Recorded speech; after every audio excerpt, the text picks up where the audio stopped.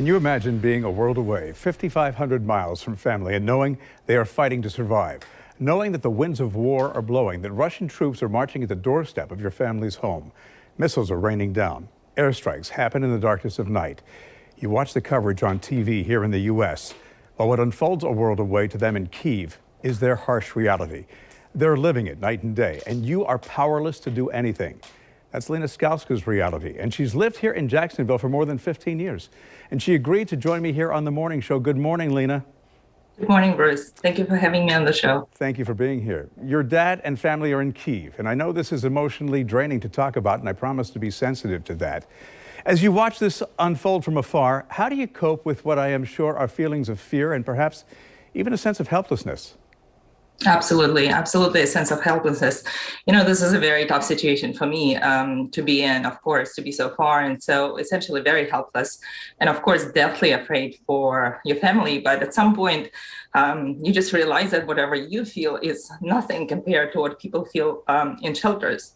And you just pick yourself up and go on. And you also realize that to worry is essentially to worry about things that you can't control is very, very draining. So I try to stay busy. I decided not to ask for any time from work so far because it helps me focus on other things that have to be done for other people. And I just take it day by day, and I have a little routine. I call my family at midnight. This is when it's morning in Kyiv, 7 o'clock in the morning. So I call and I check on them, and then I'm able to sleep. And then, of course, I check on them during the day. And what is it they tell you? What they tell me, so they basically, all I want to know at this point, if they're alive, if they're okay. They have food, they have shelter, they have electricity, they have internet, everything is working. They have supplies. So this is the most important thing. Like, are you alive? Is my first question. Are you there? And then I also check on my friends, of course, and check the news. You were there in November, December, unfortunately for your mom's death. And political instability has virtually become a way of life in Ukraine. Yet the people I've interviewed said they never expected this. You? I did not expect it. I still remember I had to stay another week. So I extended my stay in Ukraine. And I actually remember talking to my boss, because this is when, in December, this is when the troops started amassing at the border. Actually, they were amassing at the border, but the situation was escalating. And he was asking me, like, are you sure you don't want to come back sooner? What do you need to do? And then all my friends were urging me to come back as well. And I never in my wildest dreams, I thought that they would actually bomb Kyiv, that they would actually go in. So I was completely taken aback by the scale of the invasion. I was really shocked. I really thought that they would just escalate the fighting in the east and maybe take those regions somehow. But bombing of Kyiv, of the capital of the city, it's one of the oldest cities in Europe, with all of the embassies, the museums, the incredible architecture. And it was just so incredible. And there is no reason to go to war with us. So I was struggling with the answer to the question, why? Why would they go against us? Why would they do a full-scale war? And I couldn't answer that question because there is no reason. But they have been preparing for this by, for a long time, by lying to their population, telling them that the Russian-speaking population is oppressed, dehumanizing Ukrainians so that it's easier to go to war with us, rewriting history, telling them that Ukraine is not really a country, Ukrainian language is not really a language. So as a result, half of Russia's population believe it is actually a necessary war, a good war, a war to bring freedom to Ukraine. And it is completely ridiculous. You're talking about Vladimir Putin's skewed view of things.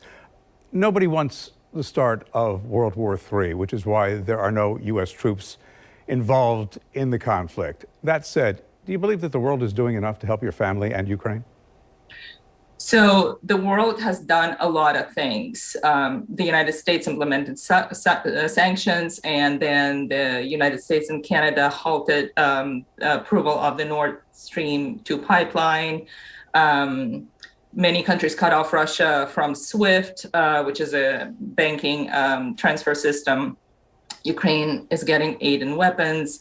They closed European airspace for civilian aircraft from Russia. So it's a lot. Even Elon Musk provided Starlink service, and it's shipping more terminals to Ukraine, as far as I understand. This is all great, but all of this feels like a slow motion movie. I wish they would do it sooner, immediately. I wish the rhetoric was a little bit harsher. I wish there was a way to actually bring everybody together to the table to negotiate. And I understand the negotiations are happening right now in Ukraine between the parties. But I don't think anybody expects much to come of that, I hate to say. You know your families, you know your family's resolve, their fortitude, their ability to survive. You know that of the Ukrainian people. Do you have every faith that the people of Ukraine have the resolve and willpower to sustain and fight and survive Putin, and that democracy will survive? Absolutely. You know, I think there's no other way. To think otherwise is to be defeated immediately. So, and then in the past 4 days, you saw so much courage. And we saw lines of civilians lining up to join the territorial defense units. We saw people coming back to Ukraine from abroad to fight. We saw Ukrainian president in a completely different light, a true leader, a diplomat, somebody who comes in every morning during the day, talking to the population, updating everybody on what's going on.